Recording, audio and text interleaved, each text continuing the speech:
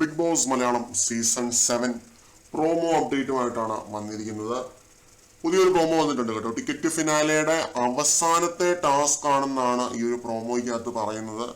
Task എന്താണെന്ന് വെച്ച് കഴിഞ്ഞാൽ നമ്മുടെ സീസൺ 5 കാർ ടാസ്ക്. സീസൺ 5 ഭയങ്കര ഐക്കോണിക് ആയിട്ടുള്ളൊരു ടാസ്ക് ആയിരുന്നു അത്.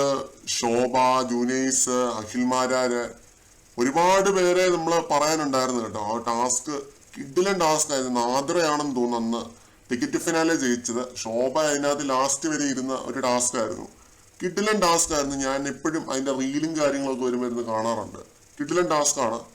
അപ്പൊ ആ ഒരു ടാസ്ക് ആണ് ഈ സീസണിലേക്ക് കൊണ്ടുവരുന്നത്. ഇതിന്റെ അകത്ത് മിക്കവാറും കലവില, കൂട്ടത്തല്ല്, വഴക്ക്, അടി, പിടി പരിപാടി ആയിരിക്കും കേട്ടോ. എനിക്ക് സീസൺ 5 പോലെ പാട്ടും പാടി എല്ലാവരും ഇരിക്കുമെന്ന് തോന്നുന്നില്ല. ആ ലെവല് ഒരു സാധനം ആയിരിക്കില്ല. അത്രയ്ക്ക് മജയൊന്നും ഇല്ല ഈ സീസണിൽ. അതാണ് സത്യം. ഈ സീസണിൽ പൊതുവെ ഇങ്ങനത്തെ ടാസ്കുകൾ കൊടുക്കുമ്പോൾ, എൻഡ്യൂറൻസ് ടാസ്ക് പരിപാടിയൊക്കെ കൊടുക്കുമ്പോൾ ഇത്തിരി ഒരു അടിയും ബഹളവും അഗ്രഷനും ഒക്കെ നമ്മൾ കാണാറുള്ളതാണ്.